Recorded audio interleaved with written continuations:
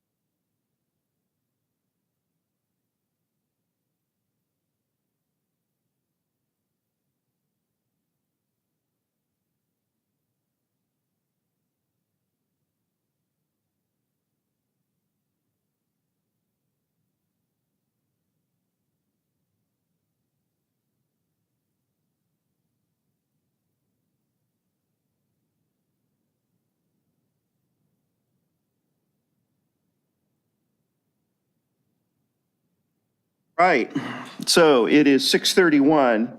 This is the City of Redondo Beach, regular meeting of the Planning Commission, and it is Thursday, June 16th, 2022. And I'd like to call the meeting to order. Where's Lena?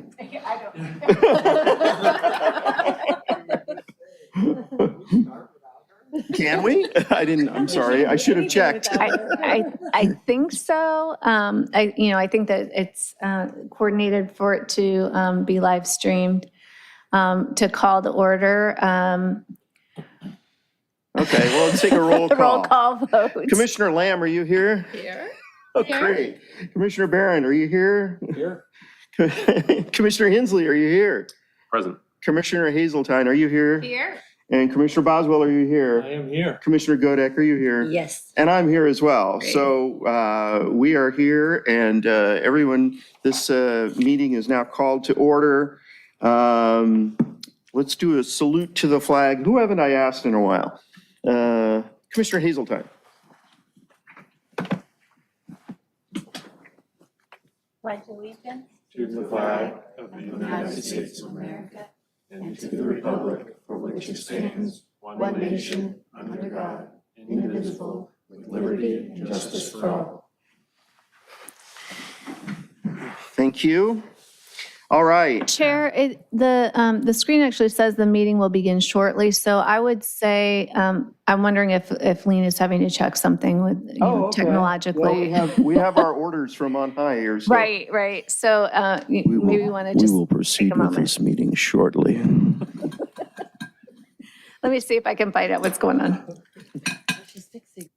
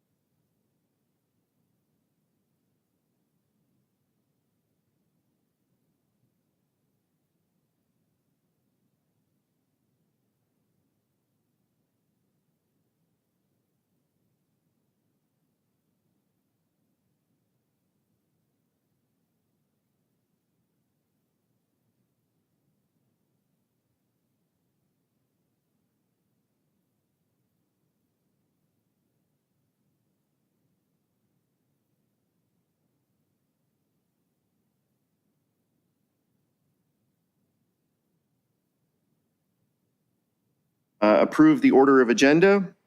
You have a. And a second, we have a second. All those in favor say aye. Aye. All those against or have changes to the agenda, say, okay, so unanimous. Blue folder items, we have additional backup materials, their administrative reports and or public comments received after the printing and distribution of the agenda packet for receive and file. The only blue folder items are those that we've received by email today. Correct. You received just one blue folder items of non-agenda comments that were submitted to us after the release of the agenda. So that's the only item to receive and file this evening. Okay, do I have a motion to receive and file blue folder items? Motion to receive and file blue folder items. Do I have a second? Second? Do I have to do a roll call vote or can we do an all? You can say all in favor. All in favor, say aye. Aye. All those against, say no. Motion carries. So we've received and accepted the blue folder items. Consent calendar. Consent calendar are business items except those formally noticed for public meeting or those pulled for discussion and they're assigned to the consent calendar. The commission members may request that any consent calendar items be removed, discussed, or acted upon separately. Items removed from the consent calendar will be taken up under the excluded consent calendar section.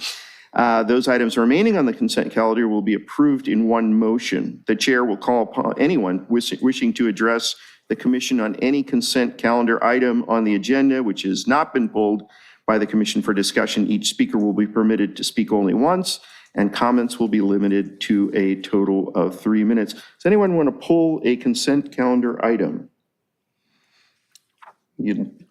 Commissioner Hensley. Thank you. Can I pull item F3? F3 is pulled. Any other ones for pulling? Do we have any, before we vote on it, do we have any comments on F1 or F2? Chair, there are no e-comments and there is no one signed up either in person or on the Zoom. Okay, so approval of F1 and F2, Commissioner Barron? Did you make a motion? I didn't know if there was a We have a motion. motion to approve F1 and F2. A motion to approve F1 and F2. And a second? Second. Okay, so we have a motion on the table. Commissioner Barron? Aye. Commissioner Boswell? Aye. Commissioner Godek? Yes. Commissioner Hazeltine? Yes. Commissioner Hensley? Yes. Commissioner Lamb? Yes. And me as well. Okay, item F3, we can now discuss. Yeah, thank you, Chair Geddes. Item F3 is the referrals to staff update table. I just had a couple questions, Director Forbes, if I may. I think last meeting or the meeting before, I see today's update, it just says no update. Is it possible to include the matrix even when there's no update? Yeah, we could do that. Yeah, going forward. Otherwise I forget what's on there and. Gotcha. That's a great idea. Yeah. And second question was, tonight's agenda is a little light with one item. And I was wondering from that referrals, why other discussion items weren't added on a light calendar night. Yeah, just because the calendar's light, I know we had this conversation, just because the calendar's light doesn't mean that our workload is light. We do have quite a few projects that we had hoped a couple would have made it for this agenda, but there were corrections to the plans that needed to be done. So staff is, still working on those. That you may see a little bit heavier of an agenda at the July meeting. And then as well, it does take some prep time for some of those other discussion items. Bear in mind that a lot of the items that you have been going over the last several months are still ongoing. We're still working those through the rest of the process. And once we get through those, then we'll be able to bring those back, because it does take time for us to prepare for, even just preparing agenda items, getting the background of where we were, takes some of our time. And then as well, there's always follow-up. So we want to make sure that we're able to do that at a time where, we have the attention on that item. Okay. One question, if the staff time is limited or we're pretty overwhelmed as a city with things, is it possible to just have discussion on some of those referrals without any staff preparation, no staff, presentation, or not presentation, but basically no staff work? But some of them are kind of old, some of them are referrals from previous commissioners, and I'd like to just know just the discussion among us when we can't discuss it if it's not on the agenda. if we I- want to even continue it or talk about it or do, subcommittees on it or not follow up at all. I mean, you could, certainly you guys could make decisions on subcommittees. That's, Yep. A very different, situation. However, the two, I think the two main items that are going to be coming back to you are outdoor living space, SB 9. On both of those, the direction from city council is for staff to work on those with the planning commission. So it's not just, we'll put it on the agenda, you talk about it, and then nothing happens, because there will be follow-up, and we'll have to provide you with remember at the last comment, so there is a lot that we do have to do for preparation. Even when we had the planning commission had the discussion of outdoor living space, when it was just driven by the planning commission, there was a lot of work that goes into it. Even just putting together an agenda item that gives that background, and here's the materials we had. That's it does take a little bit of time for us to even just pull together an agenda item. Yeah, that was a huge lift, and I guess my expectation on some of those items, referrals, are not to the level of outdoor living space. Just, I think there's something about bike racks on the referrals. There's something about, I forget what the other items are already. I have to look at it to remember. But anyway, if the next time we have a light agenda, if we could have one of the items to discuss, just so we can see if we even want to still pursue it, and if we don't, then we can talk about it with no staff work, with no presentation, no agenda, and then decide if we want to not continue it. Right. And when there's a referral to staff, just there may be something that we'll have to look at where the matrix was. Bike racks is actually something that's a strategic plan item of city council, and we're going to be taking that back to city council. So that's where we'll be focusing that conversation first, and then I'm sure that it'll be coming before the planning commission after that. Okay, thank you very much for the thorough update. I appreciate it. That's it. Thank you. I'll make a motion to approve item F3. Do I have a second? Second. All those in favor say aye. Aye. All those against say no. Motion carries. We didn't ask for public comment on that, did we? Or I didn't. I probably should have. Do we have any public comment on F3? There was no public comment. Okay, great. All right, so next is public participation on non-agenda items. So this section is intended to provide members of the public with the opportunity to comment on any subject that does not appear in the agenda for action. This section is limited to 30 minutes. Each speaker will be afforded 3 minutes to address the commission. Each speaker will be permitted to speak only once. Written requests, if any, will be considered first under this section. Do we have any? We do. We have two persons in person, and we have any comment. So first person, Alan Kleinbaum.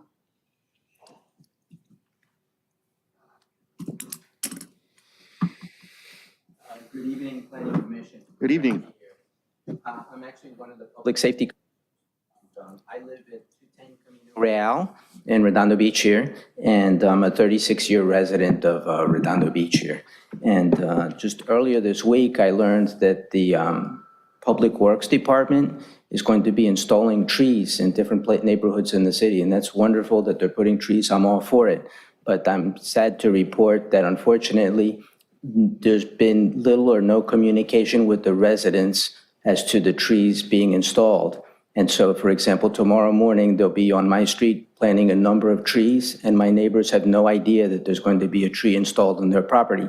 And you can imagine waking up in the morning and maybe going out to get the newspaper, and you see some company digging a big hole in front of your house, installing a tree, and you wonder what's going on. I'm going to call the city, and tomorrow the city's closed. So that's like terrible. That's a terrible way to do business. That's a very poor rapport that the city has. And I know you're the Planning Commission, you're not Public Works, but maybe the Planning Commission can do something where there's a requirement that if you're going to do something to a property that has some effect on it, at least have a requirement as a courtesy to notify the resident or the owner of the property what you're going to do in front of their property. And so I actually spoke with Mr. Ted Seman, the Director of Public Works. I spoke with Mr. Klein, the Associate or Assistant Director, and Mr. Alberto Alejandre, who's also the head of for the trees in the city. And I don't want a tree in front of my house unless I'm part of it. I want to be part of the decision-making process. And so they promised they weren't going to put a tree on my house. But despite that, they went in and started marking in front of my house and putting an X where they're going to put the tree. So I actually had to call the police and tell them I don't want the tree here and I don't want to have a confrontation with the city on this problem. And so then all of these people, Mr. Seman and Mr. Klein and Mr. Alejandre, they all came with a police in front there. And then we had a long conversation, and they're not going to put it, they said they're not going to put a tree in front of my house, but I don't know, I'll find out tomorrow.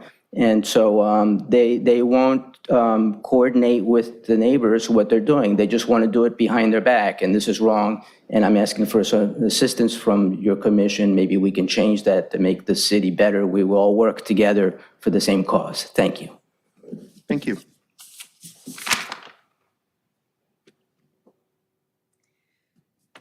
And the next person, Laura Duke.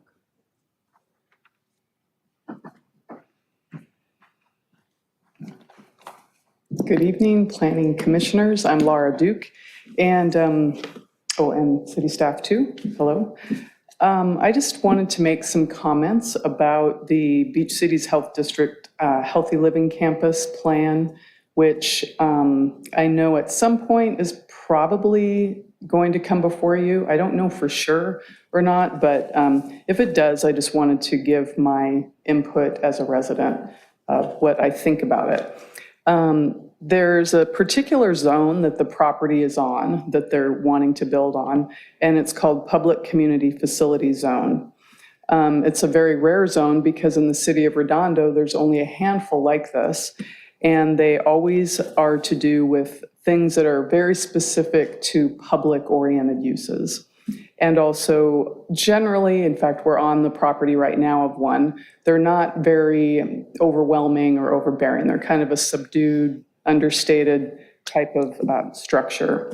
The only thing that's allowed outright on this type of zone is parks, parkettes, open space, recreational facilities, beaches, and coastal bluffs. Now, as we all know, where the Beach Cities Health District is located, there are other buildings there, but they're somewhat understated and kind of tolerable, you know, and nice in a way. The only other things for public community facility zones are all needing conditional use permits by you guys. And then if that is appealed, apparently would then proceed to the city council. But my comment is just that this particular structure that they want to build is a massive residential care facility for the elderly.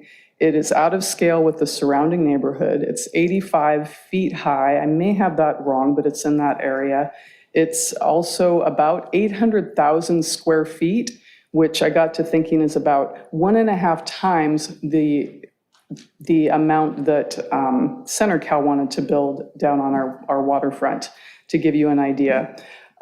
These units within this residence would be market value, not affordable to the public, which every single conditional use on this list for public community facility is all community oriented, like museums, community centers, cultural centers, things like this. So a structure that they're talking about building should really go on like a residential high density zone, not one of these rare PCF types of zones.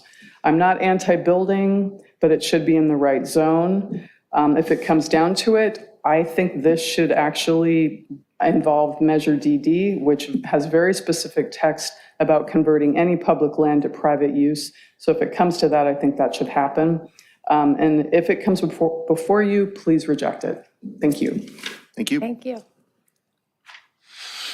Okay, so that concludes the speaker cards. We do have one e-comment from Mark Nelson. I'm disturbed that city planning did not counsel BCHD on their pre-CUP as to setbacks, consistency, compatibility, protection of property value, and other factors that have been adopted in the RBMC for the protection of property uses and neighborhood character. For example, the BCHD project at completion is 800,000 square feet. That is larger than all the homes in Barrel Heights combined. For example, BCHD is proposing a 109.7 foot above Barrel Street in phase 1, making it the second tallest building in the city and the tallest building since 1974. For example, BCHD proposes to use a 1950s Miami Beach hotel style nestled in residential neighborhoods.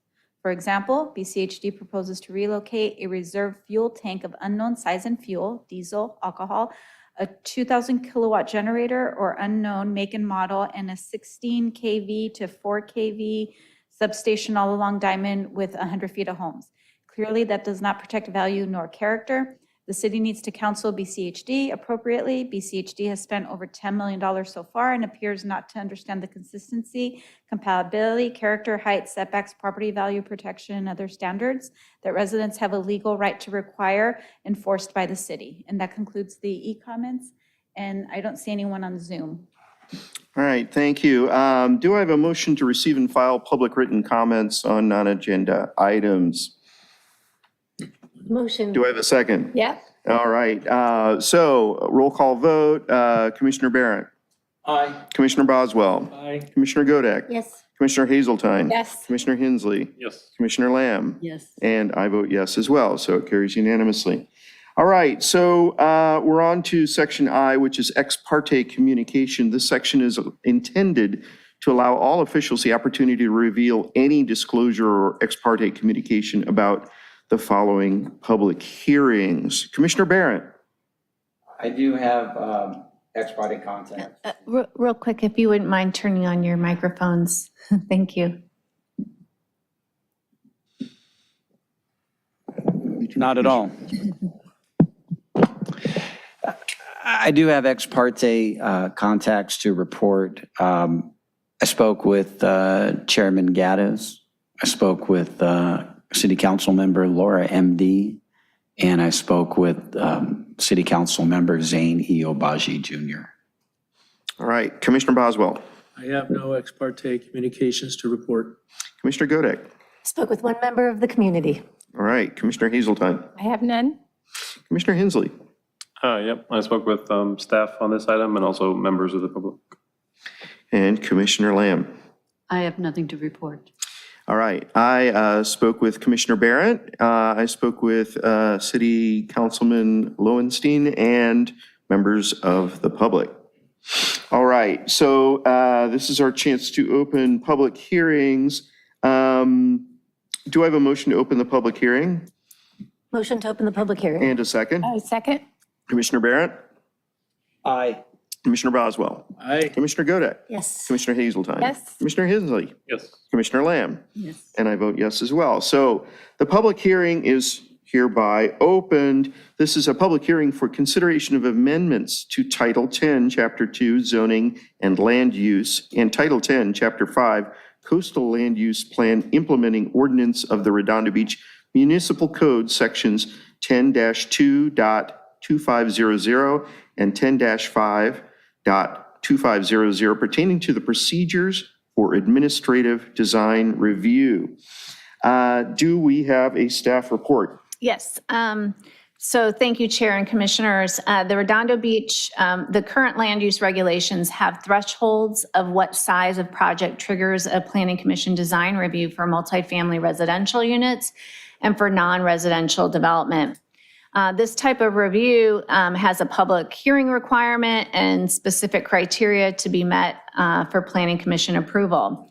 If a project does not trigger Planning Commission design review and does not otherwise require a public hearing, such as a conditional use permit or a variance, it would then follow the Administrative Design Review or ADR process and be reviewed and approved through the Community Development Director.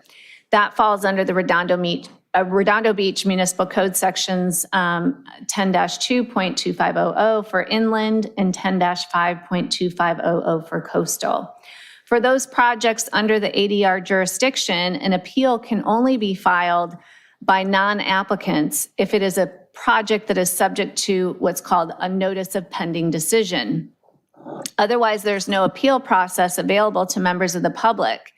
In the current Redondo Beach regulations, only ADR applications where a notice of pending decision is issued is for new multifamily developments or two and three on a lot. So for non-residential, there is no notice of pending decision. So any non-residential or commercial projects that don't meet that threshold of going to the Planning Commission design review, regardless of their proximity to residential zones or other criteria, are not required to provide notice to the neighboring properties and are not appealable except by the owner or applicant. A recent project for commercial office followed the ADR process. The rear of this particular site is actually adjacent to residential zoning and has access to the street at the rear. So when the residential neighbors saw the demolition at the property and they inquired about the project and they wanted to know why they had not been officially notified, this came up. It was not notified because it was not a requirement. And then they also did not have the opportunity to then appeal the decision on that. At the April 5th City Council meeting, they discussed amending the ADR procedures to require that notice of pending decision for all non-residential projects that would fall under the ADR review. And this would make all non-residential projects subject to appeal that would, under the ADR. Appeals would then be heard by the Planning Commission. It wouldn't require a Planning Commission hearing for smaller commercial projects unless it was appealed, but at least gives that opportunity for the neighbors or concerned residents to appeal that. Gives them that avenue or that due process. So the City Council directed staff to prepare the revisions to add the non-residential projects to the notification of pending decision, and to increase the notification radius from 100 feet to 300 feet. So those changes are reflected in the staff report and in the resolution in your packet. We did receive an inquiry of if a notice would let those being notified be aware of what the appeal process is. And currently, because that notice is really for 2 and 3 on a lot, we didn't have that, but staff can revise that. And we plan on revising the notice just so it makes those being notified aware that they have that ability to appeal. The revisions before you are pretty straightforward, but if you have questions, and I'll go through them, we can go over those. The Planning Commission is reviewing the amendments because any revisions to zoning or land use require the Planning Commission public hearing and recommendation to City Council.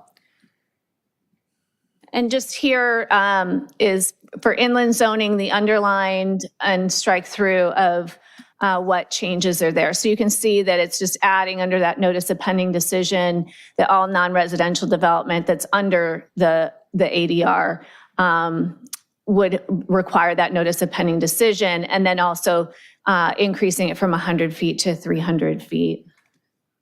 And then similarly in the coastal zoning. And then this is just to point out that the issue of the appeal. What we have highlighted here in yellow is just pointing out where it says in the case of projects not subject to notice of pending decision, only the applicant or the property owner may be able to appeal the decision. So this is now going to limit that really to just single family. So any single family going through an ADR process wouldn't have that notification, but that 2 and 3 on a lots would, and now the non-residential would. And just to go through the CEQA, it is CEQA exempt. It's not considered a project, and it wouldn't have activity that's going to physically change the environment. So it is exempt under CEQA. And then here are the procedures. You've already started by opening the public hearing, taking testimony from staff.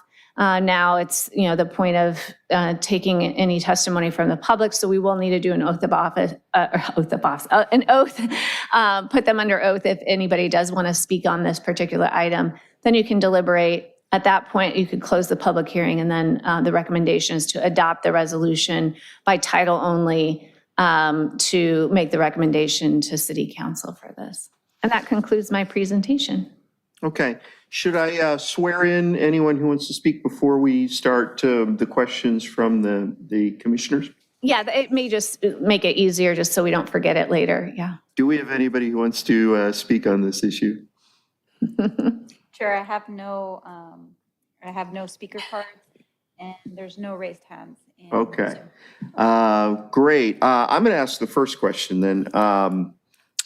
This looks really straightforward. I mean, it's just including what is already done for multifamily residential properties. It's extending that to non-residential, and it's expanding those who are notified from 100 feet to 300 feet. That's it? Yep. Okay. Who has a question? About 400 feet. This was the recommendation for city, by city council, so we put the 100. 150. I have a question. All right. Commissioner Lim. Thank you. And this is for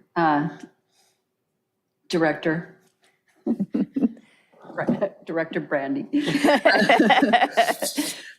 Section 10-2.2500A9 does not specify that non-residential development under 10,000 square feet requires an ADR.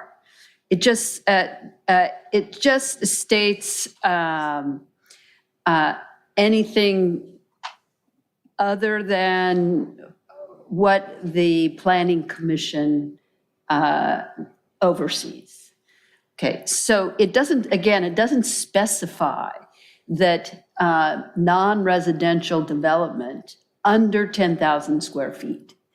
So I'm interested to know why there is an absence of this specification. And also, for clarity, it would be reasonable to add greater specificity, just to say, all those non-residential developments, new, right, under 10,000 square feet, because the threshold is 10,000 square feet or over, right? The 10,000 or under, to specify that, would add clarity to the code. And is there a reason why that specificity is not used? Yeah, actually, what it is saying is anything that would qualify for ADR, which does not, basically is saying that it's not qualifying for Planning Commission design review, would fall under that. So rather than making sure that, because if any change were to happen to Planning Commission design review and it wasn't captured here, now you're going to have a conflict with the code. So what it does is it's saying if anything that's going to be captured under administrative design review, it's because it's not being triggered by the standards in Planning Commission design review. And actually, City Council looked at the Planning Commission design review thresholds to determine, and it's not just 10,000 square feet. There are certain other qualifiers under each of those. So if you're copying that, you're duplicating an effort, and the concern would be where you don't need to, because it is clear what goes to ADR is anything that's not triggered by, to go to Planning Commission design review or have another requirement to have to go to City Council or to Planning Commission, such as the variance or, so. Right. So if you end up making that revision, it's already in the code what the threshold is for Planning Commission design review. If you add that here and that were to later be changed and it's not caught because you're not paying attention to it being a duplicate here in administrative design review, you could create a conflict with the code. Okay. All right. Any other questions? All right. Commissioner Hensley. Thank you. Director Forbes, how is mixed-use zoning handled? So we talked about commercial, we talked about 2 and 3 on a lot. Like, what is the threshold to trigger Planning Commission design review for mixed use? And if it falls under that, is it ADR? It requires a CUP, yeah. It requires a CUP, so that would go to Planning Commission. Automatic. So remember I mentioned that the other things that might it may not require planning commission design review, but it may require a planning commission hearing. Those would not then be triggered to go to administrative design review. Those would then be reviewed under planning commission design review to planning commission, yeah. So to confirm, all mixed use, regardless of size, change, any application that requires a conditional use permit? Is that what I heard? 90%. Okay. Yeah. Okay, I'm just thinking like, we've talked about, we're changing this in commercial, 2 on a 3 on a lot's pretty clear, but this mixed use, I was just wondering like where this falls, make sure we're not. The overlooking direction from something. city council wasn't to change what is triggered to go to administrative design review. What it's saying is anything that's, that would fall under that. And technically, it's not just, if there was a mixed use that did not, that fell under that section that Commissioner Lamb was just mentioning, it would be all other that would be subject to, so that would fall under this. So if you did end up specifying that 10,000 square feet, it may not then trigger anything else. So if there's something that doesn't go to planning commission design review, it would fall under the all other here. So if I don't know that I'm with you, Sean, I don't know that any mixed use wouldn't have a CUP. But if we're missing that just because it wasn't something that we were prepared to address at this moment, and I think you're looking it up now. Okay, yeah, no, it just came to me as I It was would end up listening. being covered because it would fall under that qualifier. So going back to the code section, here, that's why we put all non-residential development under section 10-5.2500A9. Yeah, I mean, I guess it like mixed use wouldn't just be a residential development. Okay. So what I heard was mixed use would fall under all non-residential development, or only if the commercial part of mixed use was being modified? And I It would guess fall like, under that, development under section 10-5.2500A9. But we're verifying whether or not that's, okay. yeah. And I had one other question on a different topic. One of the findings in the resolution that we're asked to make is on the coastal land use plan. And the other one is on the land use element of the general plan, which I think is clear. It's basically improving quality of life, which I think this change does. But the coastal land use plan talks about that we have to make a finding that new developments within the commercial recreational land use districts will be subject to approval by the city based on compatibility with surrounding land uses. That's one of the findings we have to make in this resolution. It didn't seem to match kind of the changes that the other quality of life things in the general plan matched what we're asked to change here. Is there a reason that particular one that's for the coastal zone, right? Right. So going through the coastal land use plan, the policies there are much different than what you're going to see in the policies in the general plan, the goals and policies of the general plan.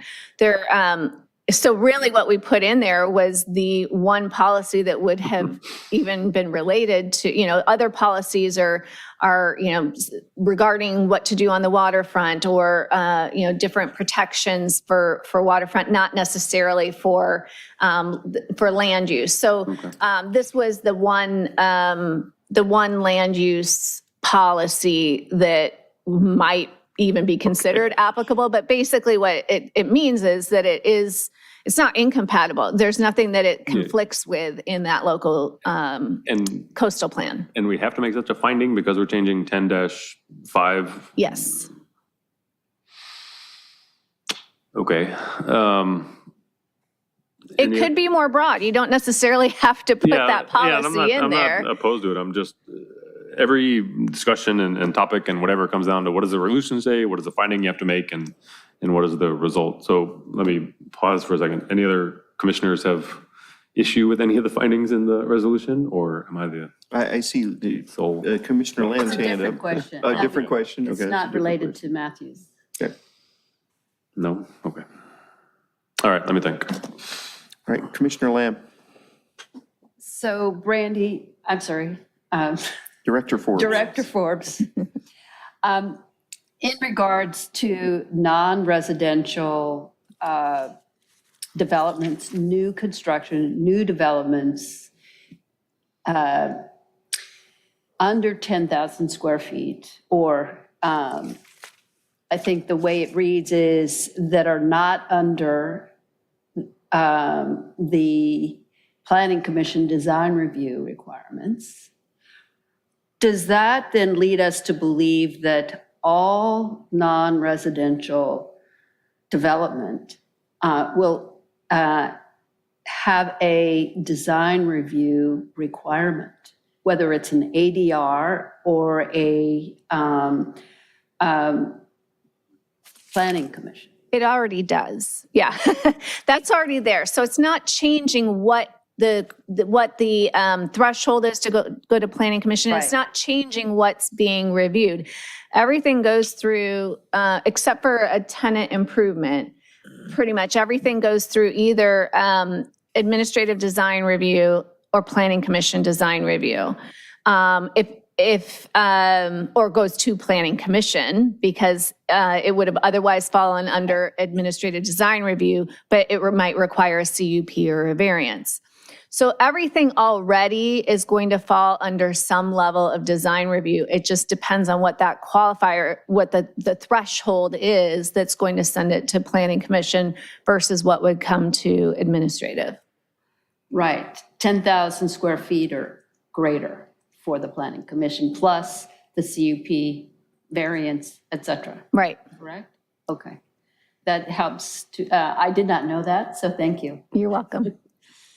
Yeah, that's usually kind of that behind the scenes that we do day in, day out. In our office, we see a lot of applications that are maybe 2 or 3 on a lot, or, something much smaller.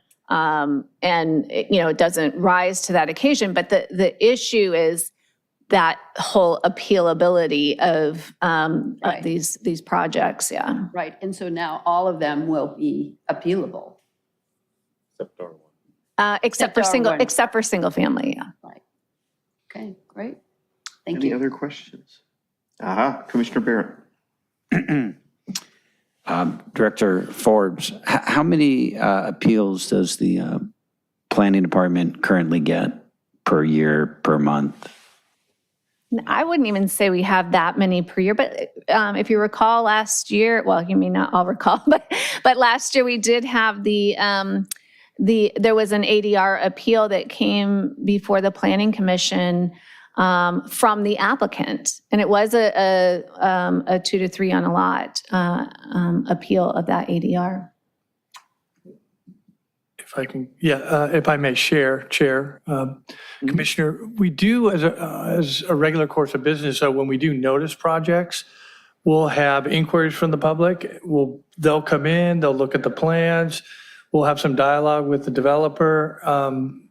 Probably 8, 9 times out of 10, something gets worked out, the project gets gets an amendment, and we move forward with it. So it's a really valuable process, kind of going back to the findings, if I may, Commissioner Hensley, for creating additional compatibility with the neighborhood. When we do the noticing, the neighbors come out, interested parties come out, we work on the project. Invariably, there's some changes, and we results in a more compatible, better project. Right, that, for example, a neighbor could get that notice, ask about it, and say, is there any way to change where the driveway access is because of line of sight? There are different issues that can come up, and most of the time, and it's very, I think in the time I've been here, we may have had 2, 3, I don't even know if we've had that many appeals of ADRs. And it's interesting, it's usually because we're asking the developer to do something they don't want. And then now that's the only way you can appeal, is when that developer, the property owner, is wanting to appeal our decision of possibly denying the project. Yeah. So. All right, Commissioner Hensley. Actually, I just wanted to share for Commissioner Barron. I think, so I've been on the planning commission for almost 3 years, and I think we've had 4 appeals. The front-facing garage and the avenues, was the first one, the tandem garage in the Golden Hills, the backyard, was that ADR? The backyard, Spire Lane. Spire. Spire Oh, Lane. yeah. Okay, oh, there was a 4th one. I couldn't remember, but so in 3 years, 4. Wait, I got it, 3. Okay, so they're not common, but in the last 3 years, I can say 1 per year roughly is Yeah. what we've seen as a planning commission. So. Right. Okay.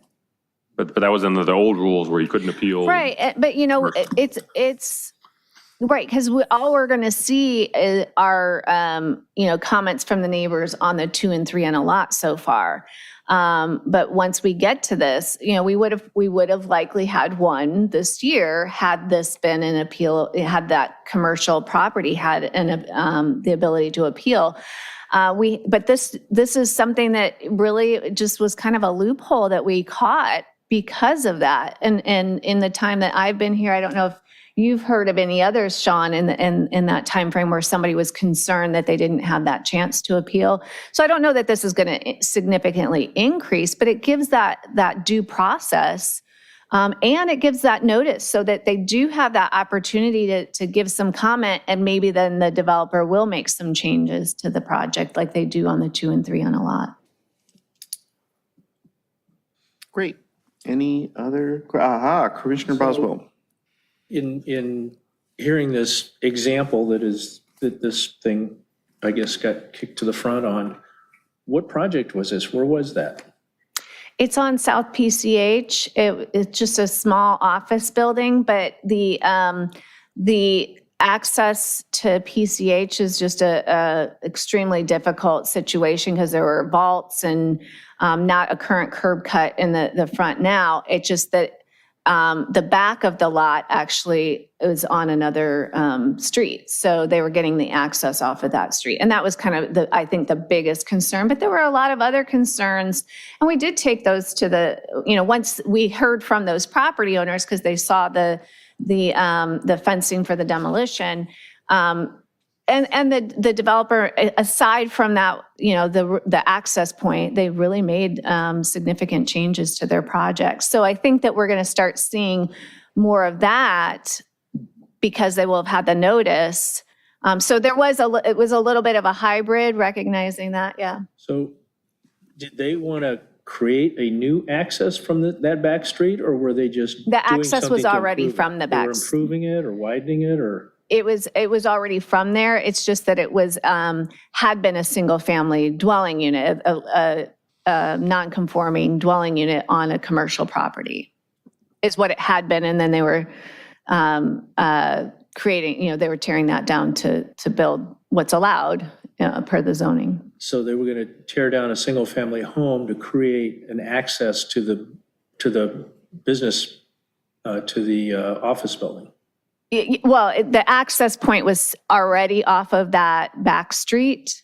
And it was just that now it was going to be the same access point, but for a different building. The office replaced the home. They replaced the home with a commercial property. They had an access point, but they seemed to also need to tear down a house. They had to tear Even down though the they house already to had build an the access office. point. They had to tear down the house for the office building they were going to put in? Yes. Okay. Yes. The access point is what bothered the local residents, though, Right. is that they didn't realize, that it was still going to be an access point? For a house, it's different Those are than a. houses. Yeah, I think it's just because it was Concern they were, in their mind, there was going to be additional traffic now. They were, and it was a weird lot. It was a through lot, so it was commercial on both, on that street. But right at the edge of that property, it became residential. So it was a real mix. So they were concerned about what Planning commission. The they new were not office. being told about, and it might be right worse because than they it didn't looks. exactly because they And it hadn't turned out to received. not be worse than it looks. Yeah, because they had not received that notice of So pending decision. Having Right. had that notice could have avoided all that. Or at least, like I said, this ended up being a hybrid because they did share a lot of their concerns, and we brought those to the attention of the developer, the property owner. So the property owner did make some of the changes to the development plans, but the biggest one that it was really constrained to be able to do was the access point. If you say so. It sounds like nothing was done with the access point.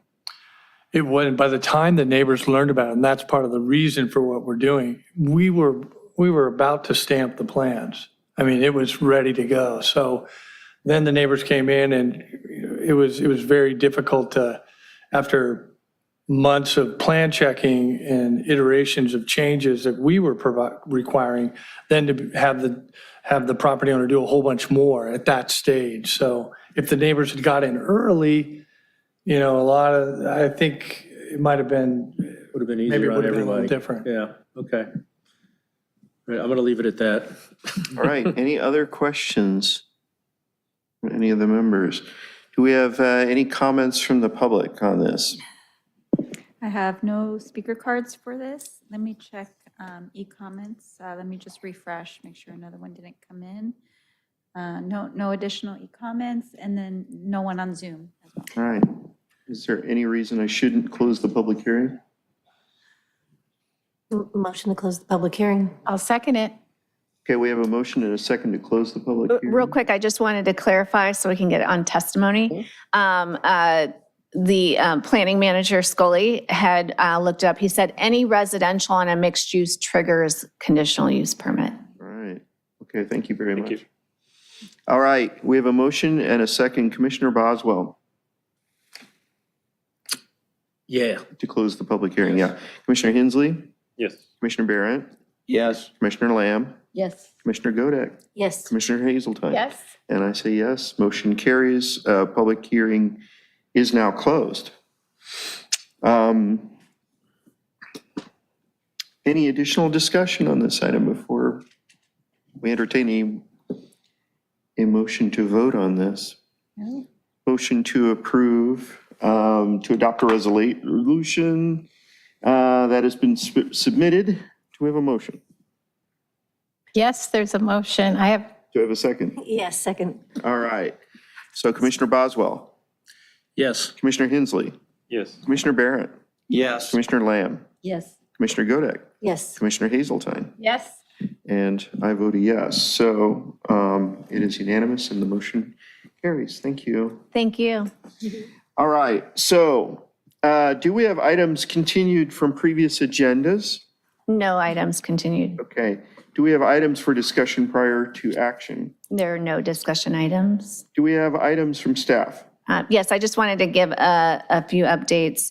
The encroachments ordinance that Planning Commission had reviewed regarding like air conditioners and the required setbacks, that was, a public hearing was held on that at City Council on Tuesday. There were a few additional changes that City Council wanted to have made to those ordinances, and so that was continued to July 5th. So we're getting close to finishing up some of these items. The cannabis ordinance is being revised based on the City Council's direction of the different recommendations that they, chose to move forward from the Planning Commission. And that is going to be reviewed by an outside consultant, HDL, and we're hoping to bring that ordinance back in July to the City Council. And housing element, revising again to hopefully now meet HCD's final comments, and that will be a public hearing on July 5th at City Council. And residential design guidelines, we did extend the contract on that just with the, the level of other urgent things that have come up in the timeframe of that contract. So that was continued by City Council. And that's all I have. Great. Do we have commission items and referrals to staff? Oh, Commissioner Hensley. Yeah, not a referral, but just a request. Tonight, we talked about notices to the neighbors of moving it to 300 feet and such. I've never lived within 300 feet of a notification. Is it possible to get a copy of such a notification? Yeah, like I said, we're going to amend that notification so Okay. that it does address, this would be something that could be appealed. But once we have a draft of that revised, we'll make sure that you get a copy of that. Okay, and that'll be sent to the, Yeah, just so you have an idea Okay, yeah, of that's fine. what the notification is going to look like, yeah. Okay, thank you very much. Commissioner Hensley was reading my mind, as you know. I'd also like to add sort of onto what he described I'd like to, if we could, see a copy of the notifications for all, appeals of land use decisions. I mean, whatever, not copies of the appeals, copies of the notifications, and also whatever governs the procedure and requirements for appeals on projects. I know at one time, and it's probably still true, that appeals required a payment of $500 to the city. And that has been interpreted in the past by the city attorney as meaning each appellant or each person participating in the appeal would have to pay $500. So I'd like, if I could have staff give us some sort of description, and it's probably already written somewhere, or combination of the different parts of the city code that govern appeals, so that we can look at it and say, okay, is this discouraging appeals, or is it facilitating appeals? And, there's a balance to be struck between being flooded and having absolutely everything appealed, and, hearing the residents' voices on projects that are going to impact them. Is that a reasonable request? Yeah, we have, each procedure has whatever its appeal section that might be. So what we can do is send you, like, here's the sections for each of these, so that you can, look at those. And then we can get you a copy of the master fee schedule, because it depends on what it might be, on whether, what the amount might be for an appeal. So we'll get that to you just so that you'll have that information as well. Yeah, and I think it speaks to it, just the fact that it is so many, the information is in different places. I mean, it's one thing for a resident who's impacted by some sort of proposed project to figure out, okay, how do I appeal it? How much is it going to cost me? And then they're searching around in different parts of the city code, which is not the most accessible piece of information to review, and nobody's fault except just an old system. Right, that it's just in each of the different procedures, right? Yeah, Mhm. yeah. So that would be helpful. It sounds like a candidate for streamlining, So, and that sounds like something the Planning Commission probably should pay attention to, right? Okay. Any other? Yes. Okay. Before we change topics, I have a question. Yeah, it's a different topic. Director Forbes, didn't City Council look at that and look at the cost and how to do it and make it easier and change? Didn't they change appealing processes? They actually changed the appeal process for CEQA last year. So when we talk about each procedure has and the thing is, for example, ADR, the appeal is going to be different because it's going to go to the Planning Commission than what Planning Commission design reviews appeal is going to be, because it's going to go to City Council. Okay. So that might be why it's in, different in each section. But we'll definitely get you each of those, including the revised for CEQA. Thank you. Okay. Commissioner, okay. Go ahead. No, go Commissioner ahead. Hazeltine. Okay. So I understand that we have already an ordinance for artificial turf on private property, do we? So. Yes, we do. Okay, and then we don't for the parkways, is that? We don't, our zoning regulations end at the right-of-way line, so I'm not sure what provisions are in the Public Works and roadway ordinances. Okay, so But I I don't was believe just so.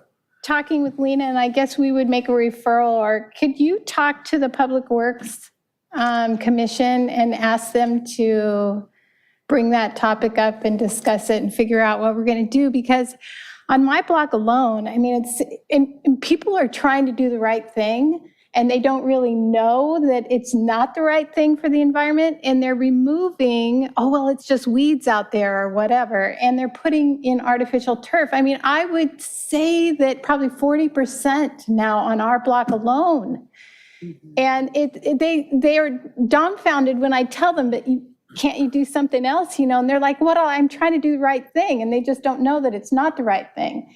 So how do we enforce it on private property, and then we need to get Public Works to work on it on the Parkway? I would say, because technically, as a commission, you're not directing our workload. The city council directs our workload. Okay. That doesn't mean we can't shoot an email over to, the Public Works director and say, Right. our planning commission would like but I can't put that on the agenda or Okay. agendize that, and it doesn't necessarily then get to the Public Works Commission. So it's not for me to go and attend the Public Works Commission, because unless city council directed Okay. that Well, it goes it's to the Public Works strangest thing, Commission. because people keep different commissions, people are talking to me about it, and even the city council, and it's like, come on, guys, get an ordinance. You could talk with your with the different city council members and Well, I request. already have, and they have Hold on, just one moment, and request that they do a referral to staff to have the Public Works Commission consider that, because it's not going to be something that I'm going to tell Public Works how to do their job, or I'm going to coordinate with the Public Works Commission. It's not my commission, but it would be that way the city councils, they can direct the workload. Okay. And that they can get it to the right commission. So I can't tell you, it's hilarious because it keeps coming back in emails and texts and stuff. Gail, do something. And I'm like, I don't know what that. yeah, I would just, because you're looking at it in the Parkway, it would be just, asking your city council members if they could do a referral to staff to have the Public Works Department or Commission evaluate synthetic turf in the parkways. Okay, and then for private property, and I have to tell you that, it comes down to, I think, education. Because when I say, they're already halfway done with the job and they think they're doing the right thing, and then they feel terrible, that it's really expensive, first off. And then the other thing is, the water company, the Metropolitan Water District, is paying $2 per square foot for the Parkway to remove turf. And the Parkway, because I had checked into it before and they hadn't included Parkway like 10 years ago or whatever, and now they are in that program. So I think that's another thing that we could be educating people, but they will not pay for artificial turf. So, they're ahead of the game. We're just, okay. Did I get an answer about the private property? Well, it's complicated for a couple of reasons. One, we don't require a permit for someone to install landscaping. So let's say, we can't catch it then. And then we'd have to go back and look and see, when did that section of the ordinance that requires only live plant materials come into effect? And then with code enforcement, they would have to determine when it was installed, because it might have been installed before the ordinance not allowing it, Right. making it legal non-conforming. So it's Okay, like, So how do we there's tackle a that? project right now going in, and I was talking with a neighbor about it, Yeah. and he put it in, and he is in the process of remodeling his house. So I know he's permitted. He's had it permitted. His Yeah. house is being, Yeah, so under those circumstances, we can certainly catch it, and we're not approving it. We're not finaling that project. If they don't meet their landscaping If they don't meet their plan, yeah. landscaping Okay. requirement. Okay, so okay. we have a similar issue with chain link fencing, we're finding out. Okay. Commissioner Lamb. Yes, this is a question for staff. The word compatibility comes up frequently. It came up tonight in regards to the the development that triggered this action. Compatibility seems to be a very broad term. What does the planning staff use as criteria for compatibility, or are there guidelines other than the design guidelines? Are there other universal or general guidelines that planning staff uses? Or is it more beneficial that the term is broadly interpreted? Where we would have anything would be that residential design guidelines, which will eventually become objective residential design standards. And going to that point, SB 330 requires anything going forward to be objective, not subjective. And that's a very subjective term. So right now, if it's not something that's specified or clarified somewhere in either the design regulations and the zoning or in the residential design guidelines, we have to more broadly interpret that. And it's not going to be something where we have a specific measurable result. So we really have to stick with whatever we might have that's going to be objective. That you have now. Will that change with the new design guidelines? We'll have, I mean, right now, our residential design guidelines are incredibly subjective, and they are not, they're more shoulds, not shalls. And so it's more of a back and forth conversation with a developer, and it's, unless there are shalls in those, it's very difficult to, really get what we're trying to drive to, because it doesn't have that enforceability. The objective residential design standards will have that. It will be shalls, not shoulds. And any shoulds would just be if people feel like incorporating it, and it's not going to be something that we're going to be going back right now. And for the, for several years since 2003, there's been so much back and forth between staff and designers on, and that takes a lot of time out of a design of a project and the time to create a project. And unfortunately, it's not just, this is what is going to be required. And what we'll see in the objective residential design standards will have that, the requirements. Okay, great. Thank you very much. Do I have any other commission items and referrals to staff?